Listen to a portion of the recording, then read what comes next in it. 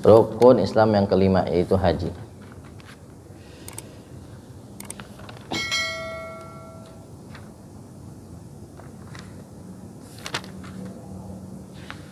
Secara singkat aja ya, kalau haji ini sebetulnya pelajaran yang lebih dipahamin dengan praktek. Nah, kalau kita pahamin teorinya doang kadang ribet. Umroh juga, kalau umroh kita belajar umroh kayaknya ribet banget.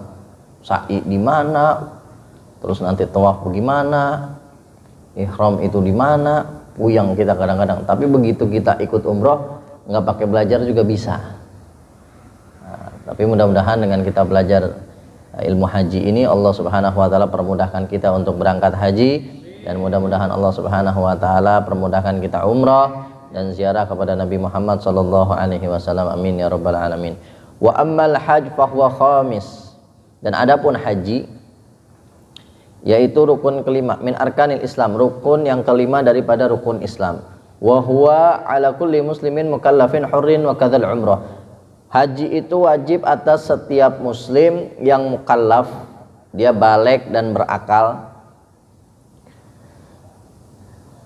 Hurrin yang merdeka bukan budak, wa kadzal umrah, dan begitu juga umrah wajib bagi setiap muslim yang mukallaf.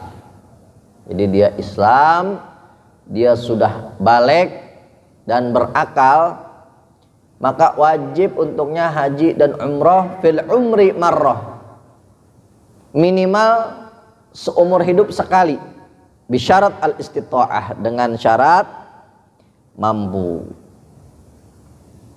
Jadi kita nih syarat yang pertama udah mencukupi, muslim, mukallaf, udah pada balik semua kan ya, buluk malah bukan balik lagi ya, udah pada buluk, balik, berakal, insya Allah berakal semua ya, berakal. Syarat yang selanjutnya yaitu istita'ah, mampu secara materi dan begitu juga jasmani. Jadi dia punya uang. Nah di sini sebutin wahya ayyamlika ma yahtaju ilaihi fi safari ilal hajj dhahaban wa iyaban wa nafaqata man talzamu nafaqatu ila ruju'ihi. Mampu di sini secara materi yaitu dia memiliki bekal yang dibutuhkan untuknya dalam proses ibadah haji, berangkat, pulang, pergi, terus biaya tinggal di sana, terus juga memberikan nafkah yang wajib dinafkahi yang ditinggal di rumah, istri, anak misalnya tinggal di rumah, atau ada juga mungkin yang dia wajib berikan nafkah di rumah. Dia punya itu semua, mampu secara materi, maka dilihat juga jasmaninya bagaimana, fisiknya bagaimana, kesehatannya bagaimana, bisa nggak dia menjalankan ibadah haji mulai dari berangkat sampai balik. Kalau bisa semuanya, maka wajib baginya untuk pergi haji. Begitu juga umroh, minimal seumur hidup sekali. Berarti kita kalau misalkan kita muslim, mukallaf, berakal dan balik, kemudian kita mampu punya uang buat berangkat umroh misalkan 30 juta, dan mampu juga jasmani kita sehat, maka wajib minimal seumur hidup sekali umroh dan begitu juga haji. Wa amal hajj thalathah, dan amal-amalnya haji itu ada 3. Arkan wa wajibat wa sunan, rukun, wajib-wajibnya haji dan sunnah-sunnahnya haji. Jadi ada rukun-rukunnya haji, ada wajib-wajibnya haji, ada sunnah-sunnahnya haji. Apa perbedaannya? Perbedaannya kalau rukun-rukunnya haji ditinggalkan dalam ibadah haji, maka hajinya nggak sah. Kalau wajib-wajibnya haji jika ditinggalkan maka tetap sah, tapi berdosa dan wajib membayar denda. Kalau sunnah-sunnah dikerjakan afdal, ditinggalkan nggak apa-apa. Nah, jadi yang harus diperhatiin tuh rukun-rukunnya. Sebab kalau ada salah satu daripada rukunnya haji yang ditinggalin, hajinya nggak sah, hilang tuh duit juta-jutaannya. nunggunya juga lama ya. Rukunnya harus dijalanin semua. Kalau ada salah satu rukun yang nggak dijalanin, maka nggak sah hajinya. Beda dengan wajib-wajibnya haji. Perkara-perkara yang wajib dalam haji, kalau ditinggalkan, hajinya tetap sah. Tapi dia berdosa dan wajib membayar denda. Kalau sunnah-sunnahnya haji, dikerjakan sempurna, dapat pahala, ditinggalkan nggak kenapa-napa tapi rugi. Fal arkan khamsah. Adapun rukun-rukunnya haji itu ada 5. Al-ihramu, ihram. Apa itu ihram? Wa huwa niyatud dukhuli fil hajj. Ihram itu niat ibadah haji. Itu namanya ihram. Ihram. Wa yustahabu ay yaqulu ma'a dzalik nawaitul hajj wa ahramtu lillahi ta'ala. Dan dianjurkan ketika ihram mengucap dengan lisannya nawaitul hajj wa nawaitul hajja wa ahramtu lillahi ta'ala. Kalau umrah nawaitul umrata wa ahramtu biha lillahi ta'ala. Itu niatnya. Sunnah diucapin, wajib ditancapkan dalam hati. Ihram itu niat masuk ibadah haji, kayak takbiratul ihram, ya kan? Nah, kalau udah niat begitu, berarti diharamkan nanti perkara-perkara yang diharamkan dalam haji. Yang pertama ihram. Wala yasihhu al-ihram bil haji illa fi ashhurihi wa hiya Syawalun wal Qa'dah wa ashr min Dzulhijjah.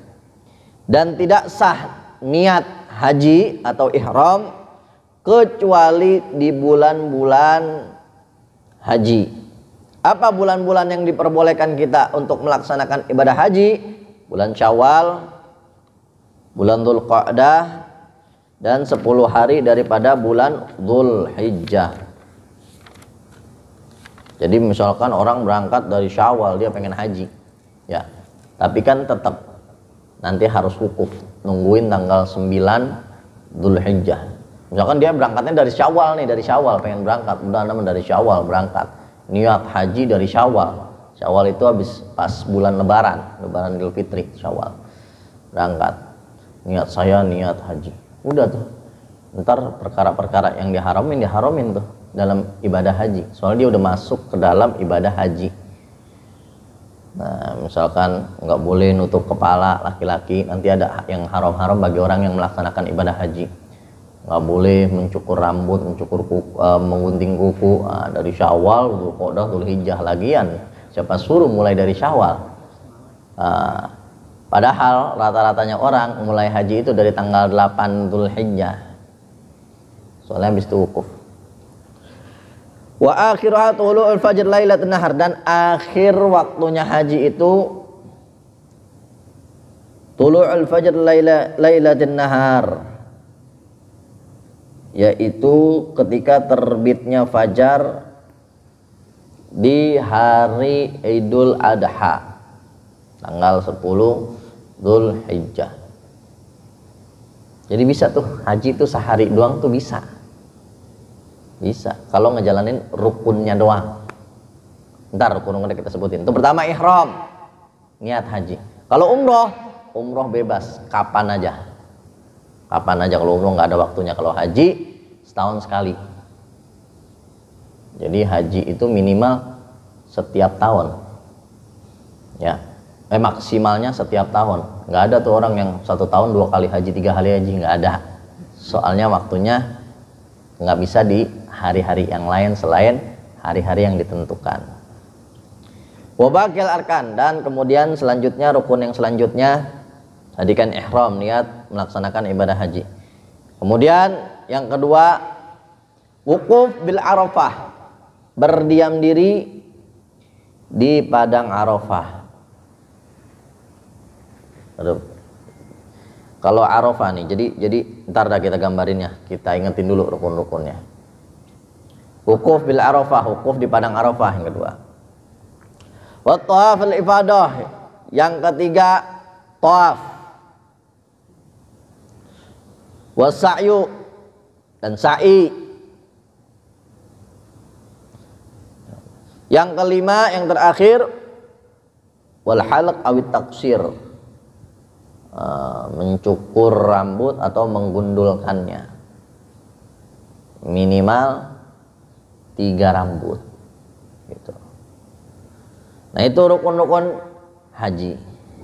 Jadi bisa kita haji itu cuman sehari itu bisa.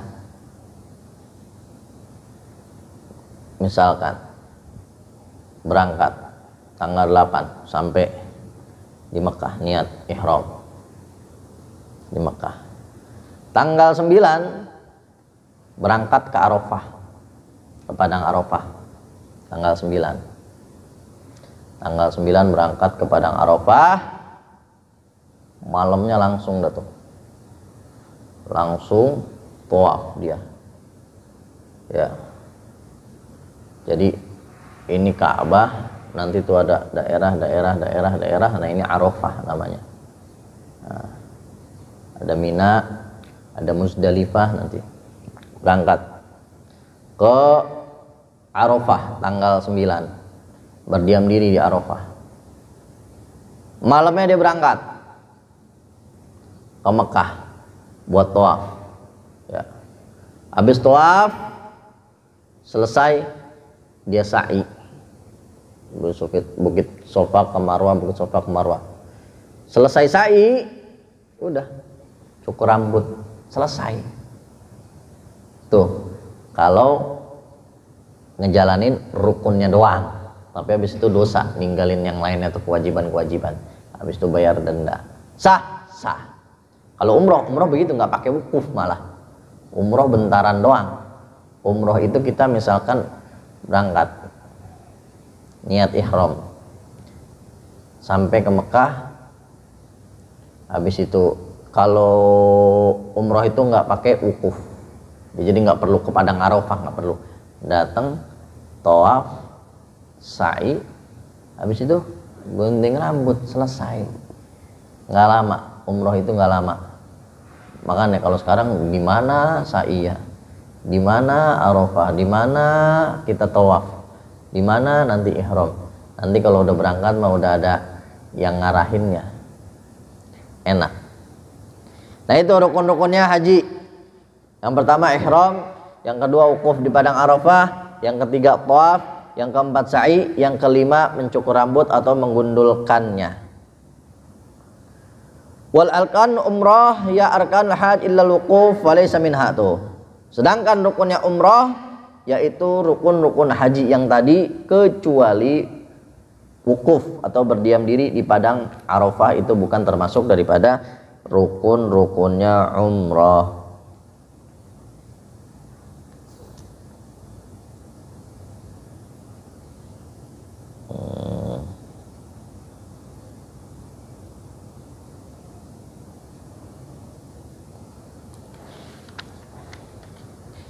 Wajibul tawaf, dan wajib ketika tawaf satrul aurah, menutup aurat. Jadi kalau tawaf itu wajib menutup aurat. Makanya kalau haji pakai pakaian ihramnya tuh kudu yang kencang ya. Kalau bisa pakai gesper nggak apa-apa, pakai gesper. Takutnya kagak kenceng lagi tawaf, kelepas kan nggak boleh pakai apa-apa dalamnya, tahu viral aja ya. Iya, jamaah Yanmar viral ya. Ya, menutup aurat. Kalau kebuka langsung tutup. Nah makanya kalau pakai itu biasanya pusernya biar ketutup. Pakai pakaian ihram tuh kan 2 helai, 1 buat di bawah, 1 buat di atas.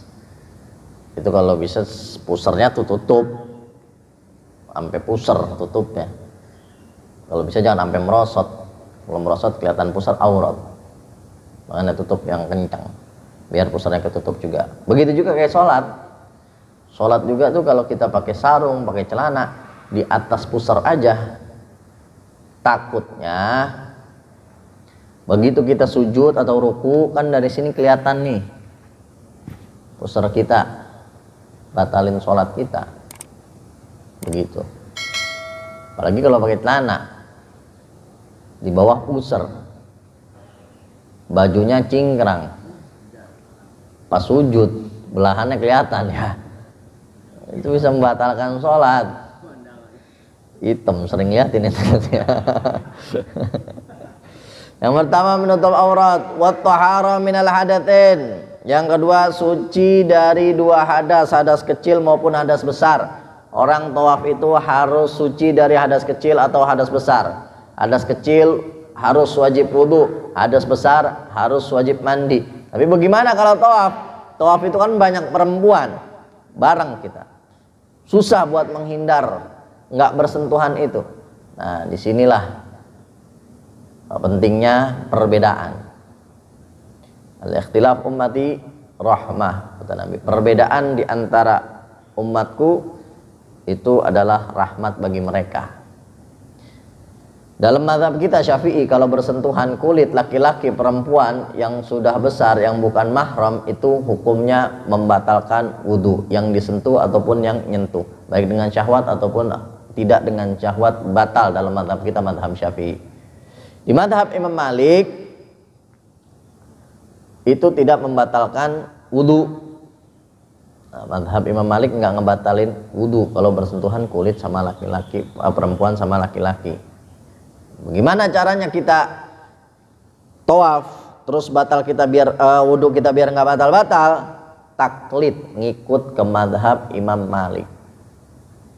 Nah, tapi harus dicatat bahwa kalau kita pengen taklid ke mazhab lain harus ngambil satu paket ibadah itu. Wudu tadi yang membatalkan wudu yang kita pengen ambil dari mazhab Imam Malik, maka kita harus ambil juga dari wudunya, wudu dengan wudu mazhab Imam Malik. Mazhab Imam Malik itu mewajibkan rambut harus kena semua, terus mengharuskan tadlik, apa nih, diusap kalau lagi wudu. Kan kita kan begini doang juga diairin boleh.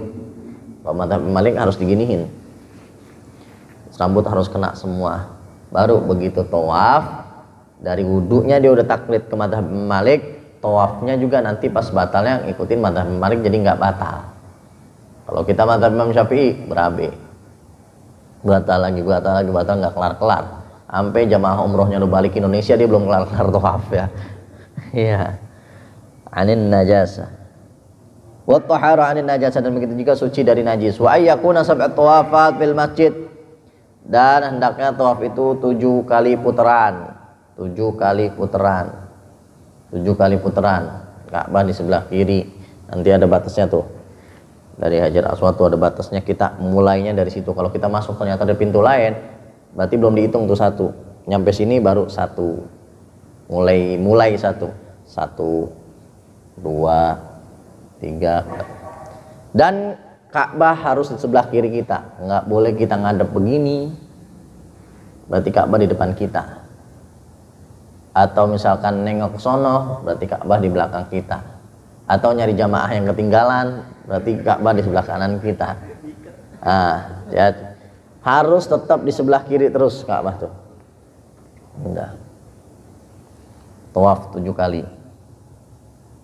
Wal bait an yasarihi, nah tuh. Dan Ka'bah berada di sebelah kirinya, wa huwa khariju anhu, dan dia harus di luar daripada batasan Ka'bah. Wa yajibu ayyakun sa'i sab'an, dan wajib juga di dalam sa'i tadi, sa'i itu harus 7 kali setelah tawaf. Jadi setelah tawaf ada sa'i 7 kali. Dihitung 7-nya gini, 7 kali. Ini sofa, ini marwah. Masuk misalnya dari sofa ke marwah udah dihitung 1 tuh. Ke sofa lagi 2. Ke marwah lagi 3, 4, 5, 6, 7. Terakhir berarti di marwah. Ada kasus jamaah Indonesia begitu, kelamaan. Dia tahu kok lama banget, yang lain cepet-cepet banget. Dia hitungannya ini sofa, ini marwah. Dia ke marwah belum dihitung, ke sofa baru 1. Jadi 14 kali. Sampai jamaah mau udah pada kelar, itu cepet-cepet banget. Iya. Karena dia nggak tahu ilmunya tuh. Nggak ngaji si Dianmar, coba ngaji tahu dia.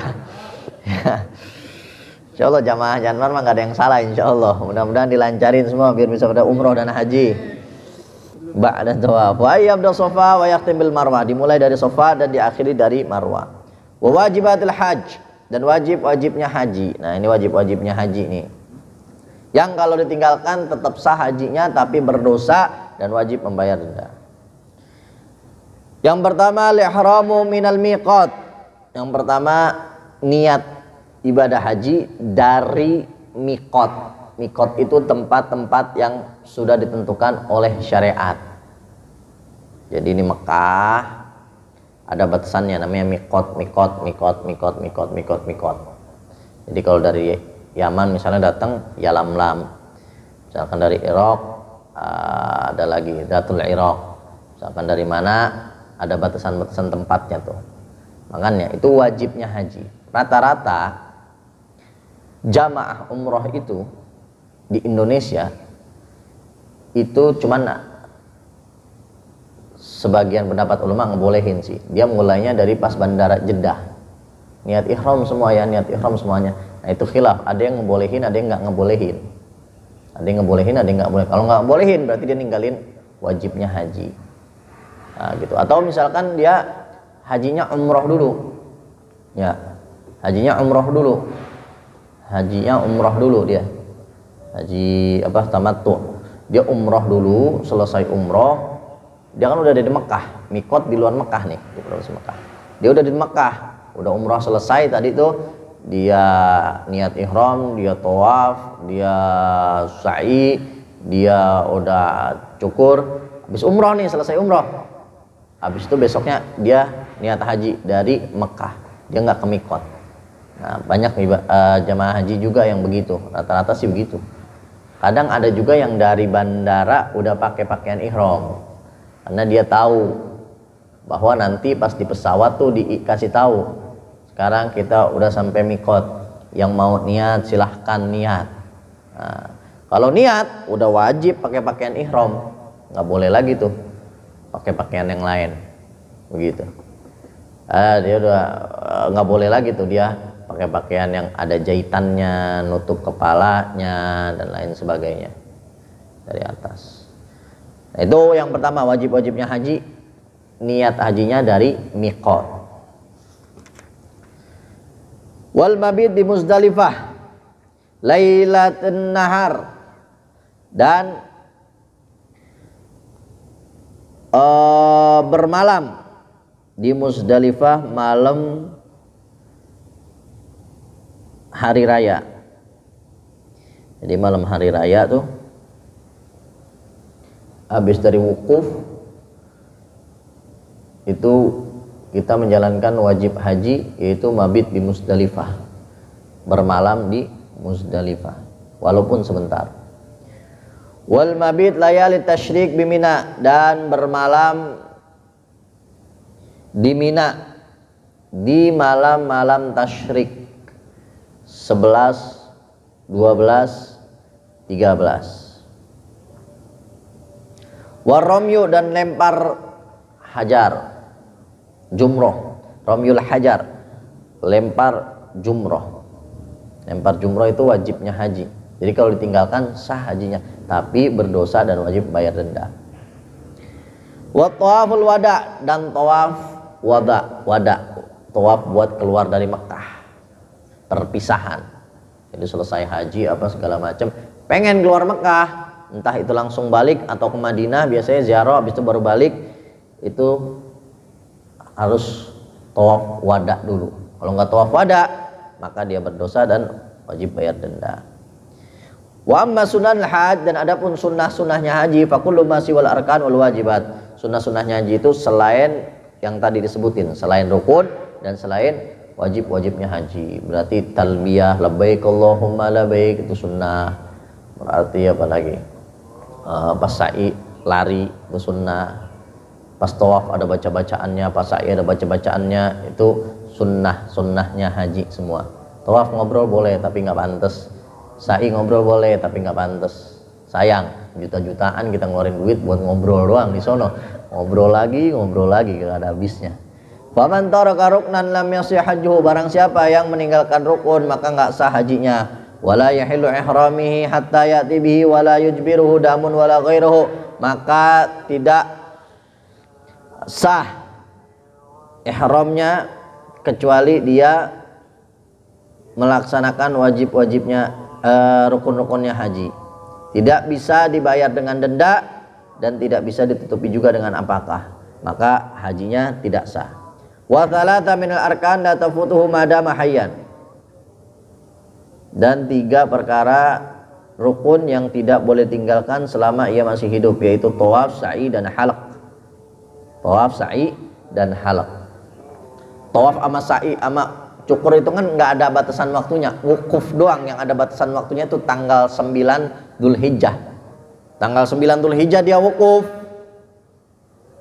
Habis itu dia tawaf. Habis tawaf dia udah ntar aja sa'inya nyantai. Atau misalkan dia habis tawaf sa'i belum dicukur rambutnya, ntar aja besok-besok boleh itu. Tapi dia tetap yang haram-haram bagi orang yang haji nggak boleh dilaksanakan. Nggak boleh berhubungan suami istri, nggak boleh pakai pakaian di kepala, nggak boleh pakai wewangian. Misalkan dia tanggal 9 udah wukuf, udah tawaf, udah sa'i, tinggal dicukur doang, dia belum. Udah nyantai dulu, sebatang dulu gitu ya, sebatang sampai besok belum cukur-cukur, belum yang namanya selesai ibadah hajinya tuh, belum dia selesai ibadah hajinya, sampai keluar misalkan sampai ke Indonesia belum selesai itu, dia masih dalam keadaan muhrim, dalam keadaan ihram, dalam keadaan ibadah haji, karena belum cukur, belum tuh. Nggak boleh nyukur kuku, gunting kuku, nggak boleh sengaja ngajain nyabut bulu di badan, bahaya. Tapi boleh kalau dia kuat mah ya. Makanya 3 perkara yang nggak boleh tinggalkan bagi orang yang haji selama ia masih hidup: tawaf, sa'i, dan mencukur rambutnya. Misalkan dia ninggalin, berarti nggak sah hajinya gitu. Atau misalkan dia habis tawaf, orang jamaah pada sa'i, dia mentar dulu dah nyantai, akhirnya dia lupa, sampai pulang ke Indonesia nih belum sa'i, belum selesai tuh ibadah hajinya, belum selesai. Kalau dia balik lagi buat sa'i doang boleh, baru itu rukunnya udah dijalanin. Selama masih hidup boleh terus tuh. Wa man taraka syai'an minal wajibat, dan barang siapa yang meninggalkan perkara-perkara yang wajib dari haji, sahha hajjuhu, maka sah hajinya, wala jama'ul dam, dan wajib untuknya membayar dam. Wa alaihi itsmun in lam yu'dzar, dan baginya dosa jika tidak ada uzur meninggalkan wajib-wajibnya haji. Wa man taraka syai'an min sunan fala syai'a alaihi, dan barang siapa yang meninggalkan sunnah-sunnahnya haji maka tidak ada apa-apa baginya. Walakin tafutu fadilah, akan tapi meninggalkan perkara yang afdol. Maghrib itu ya, dan hal-hal yang diharamkan dalam haji. Wallahu a'lam bishawab. Nah, itu udah gambaran haji. Sebetulnya kalau kita belajar haji itu nggak kebayang, susah ya, gimana kecuali kalau kita manasik agak paham. Apalagi kalau kita pas berangkat udah diarahin sama mutawifnya nanti. Tapi seenggaknya kita tahu. Jadi kalau misalkan kita ninggalin, tahu berarti haji kita nggak sah nih, berarti kita berdosa nih, berarti ada syarat rukun yang nggak kita jalanin, akhirnya ibadah kita nggak sempurna, sayang kita ngeluarin duit. Makanya penting yang kita nuntut ilmu biar ibadah kita sempurna dan insya Allah diterima oleh Allah Subhanahu Wa Taala. Mudah-mudahan apa yang tadi disampaikan bisa dipahami, bisa dimengerti, dan bisa kita amalkan dalam kehidupan kita. Mudah-mudahan Allah lancarkan rezeki kita sehingga kita bisa berangkat umroh, berangkat haji, dan ziarah kepada Nabi Sallallahu Alaihi Wasallam. Amin ya Rabbal Alamin. Ini saja dari Al-Faqir. Terima kasih atas segala perhatian. Mohon maaf atas kekurangan dari penyampaian. Hadani Allah wa iyyakum ila shiratil mustaqim. Mari sama-sama kita baca doa kafaratul majlis. Bismillahirrahmanirrahim. Subhanakallahumma wa bihamdika asyhadu an la ilaha illa anta astaghfiruka wa atubu ilaik. Wal afu minkum. Wassalamualaikum warahmatullahi wabarakatuh.